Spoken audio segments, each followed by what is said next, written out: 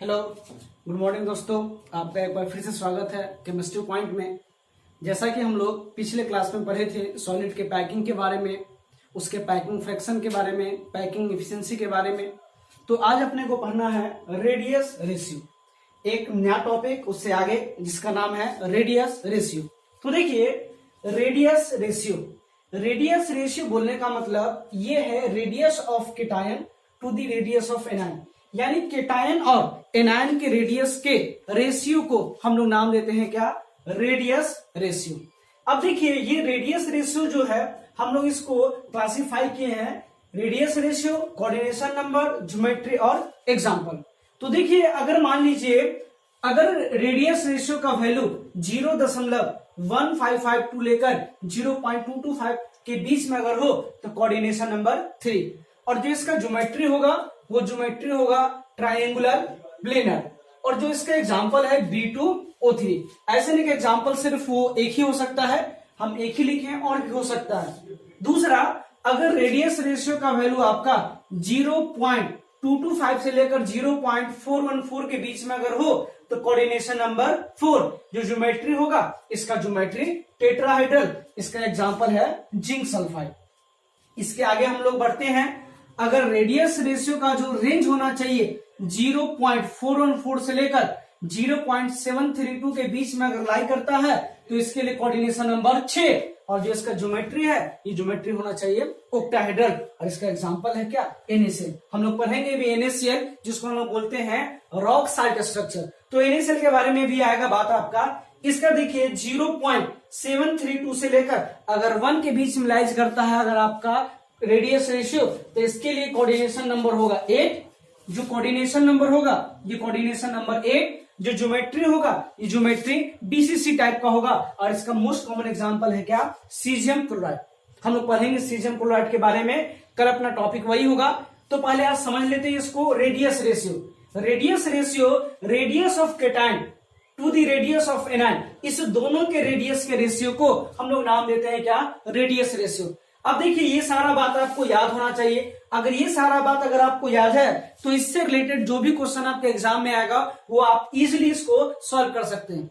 अब देखिए इस पे बेस्ड क्वेश्चन कैसा होगा, तो देखिए अगर आपको ये याद है इसका रेंज, इसका कोऑर्डिनेशन नंबर, ज्योमेट्री और जो एग्जांपल लिखा हुआ है, एग्जांपल आप ये याद रखिए, ये और ये, इसको भूल भी जाइएगा तो इस पे बेस्ड क्वेश्चन आता ही नहीं है। तो देखिए अगर मान लीजिए अगर आपको इतना डाटा अगर याद है तो आप इससे रिलेटेड कोई भी क्वेश्चन अगर आएगा आप उसको इजी सॉल्व कर सकते हैं। अब चलिए इस पे बेस्ड क्वेश्चन कैसा बनेगा, हम आपको क्वेश्चन दिखाते हैं, क्वेश्चन को लिखते भी हैं। सिर्फ आपको ये जो डाटा लिखे हैं ये डाटा अगर पूरी तरह से याद हो जाए अच्छे तरह से तो आप इससे रिलेटेड जो भी क्वेश्चन आएगा उस क्वेश्चन को डील कर सकते हैं। अब देखिए क्वेश्चन हम लिखते हैं। क्वेश्चन क्या है देखिए, द रेडियाई ऑफ, क्वेश्चन इस तरह से आपके सामने में आया, द रेडियाई ऑफ, लिखा हुआ है the radii of cation, the radii of cation is 60 picometre, is 60 picometre and that of anion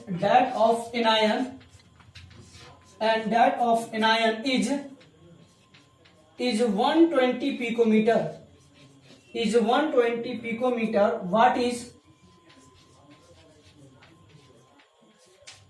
is the coordination number, what is the coordination number of solid, what is the coordination number of solid and its geometry, and its geometry। ये question आपके पास में आया ऐसा लिखा हुआ।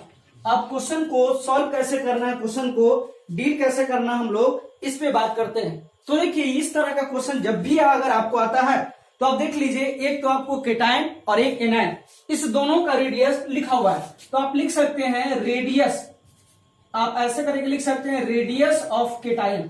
देखिए तो कितना लिखा हुआ है 60 picometre.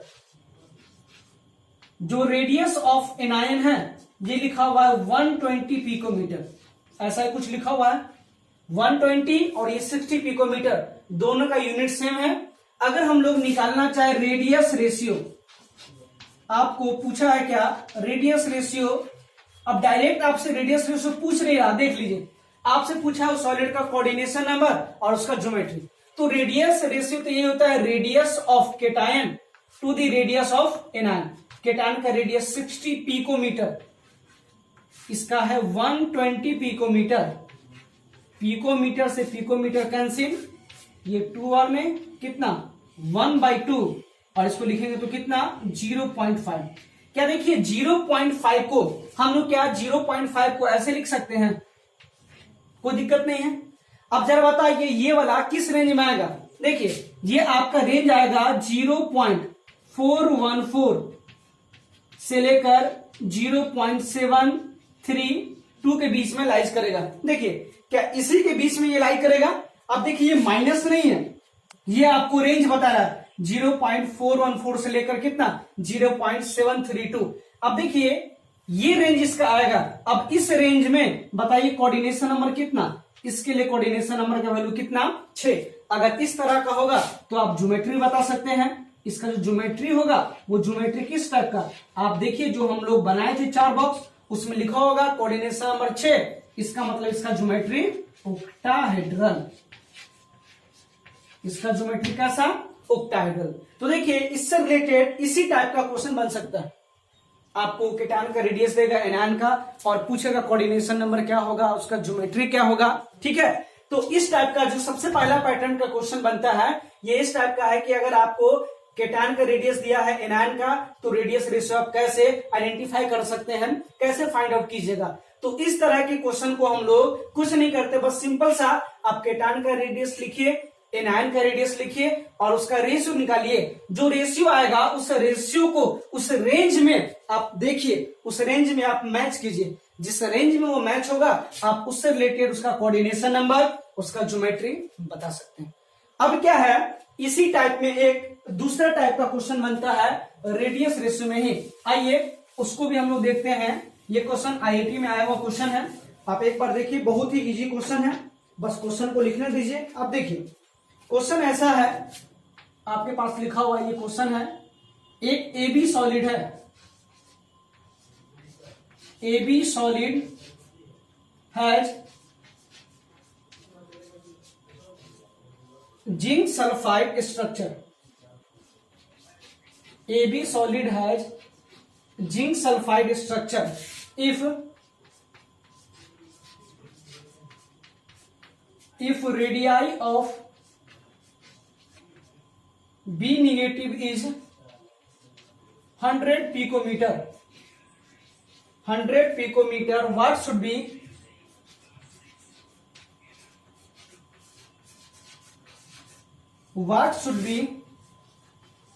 radii of A positive. ये क्वेश्चन है। अब देखिए इस तरह का क्वेश्चन आपके पास में आया। अब इस तरह के क्वेश्चन में करेंगे क्या, बस जो आपको 4 डाटा बताया गया था, 4 चीज के बारे में, आप उसी का यूज कीजिएगा। सबसे पहले क्वेश्चन को हम लोग पढ़ते हैं अच्छे से। एक AB सॉलिड है, एक AB जिसमें A और B एलिमेंट मिलकर वो फॉर्मेशन कर रहा है जिंक सल्फाइड स्ट्रक्चर। अब देखिए जिंक सल्फाइड स्ट्रक्चर के लिए कोऑर्डिनेशन नंबर का वैल्यू कितना होना चाहिए, 0.225 से लेकर 0.414, यही के बीच में आएगा। अगर ऐसा होगा तो इसके लिए कोऑर्डिनेशन नंबर कितना लिख सकते हैं, इसके लिए कोऑर्डिनेशन नंबर 4। अब देखिए क्वेश्चन में आपको बोला है बी नेगेटिव यानी एनायन का रेडियस आपको दे दिया है, एनायन का रेडियस आपको दिया 100 पिकोमीटर। आपसे पूछ रहा है केटायन का रेडियस क्या होगा। अब ऐसा क्वेश्चन आया, आप कहोगे सर ये क्वेश्चन तो सफिशिएंट डाटा इसमें नहीं दिख रहा है। अब देखिए ऐसे क्वेश्चन में हम लोग सॉल्व कैसे करेंगे, तो देखिए रेडियस रेशियो, सबसे पहले जो एक ही फॉर्मूला है रेडियस रेशियो का, आप उसको लिखिए रेडियस रेशियो। रेडियस रेशियो होता है radius of cation to the radius of anion. अब देखिए रेडियस रेशियो, अब यहां पर क्या वैल्यू हम लोग ले, तो देखिए ये इसका है लोअर लिमिट और ये है अपर लिमिट। यानी 0.225 लोअर है और ये वाला अपर है। इसी के बीच में लाइज करेगा जिंक सल्फाइड का स्ट्रक्चर।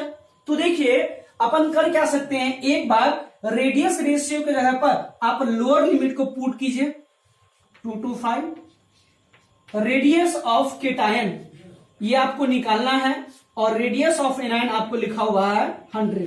क्या यहां से आप रेडियस ऑफ केटायन निकाल सकते हैं 0.225 इंटू 100, ये कितना आ जाएगा 22.5 पिकोमीटर।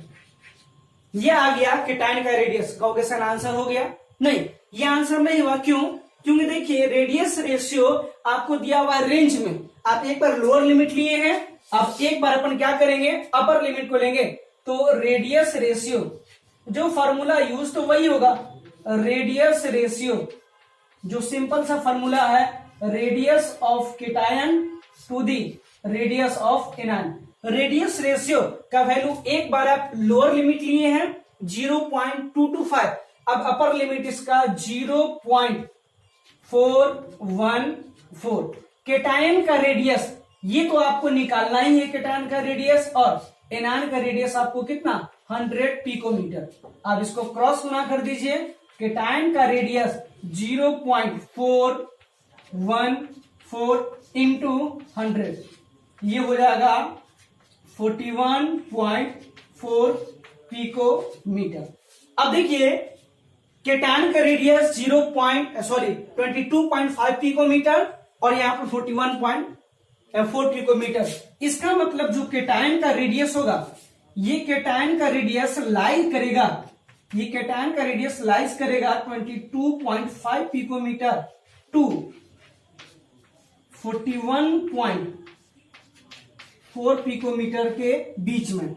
यानी केटायन का जो रेडियस होगा इस दोनों के बीच में लाइज करेगा।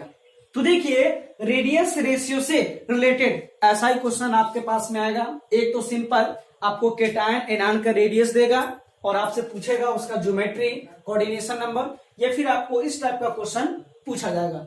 तो देखिए आज हम लोग लगभग 55% सिलेबस आपका कंप्लीट हो चुका है सॉलिड स्टेट। हम लोग फिर कल पढ़ेंगे आयनिक सॉलिड के बारे में, आयनिक solid AB type, AB2 type या A2B टाइप। तो देखिए इस तरह का क्वेश्चन जब भी अगर आपके पास में आए तो ऐसे आप डील कर सकते हैं। ठीक है, गर्मी काफी है, आज के लिए इतना ही। हम लोग मिलेंगे एक ब्रेक के बाद। आज के लिए थैंक यू।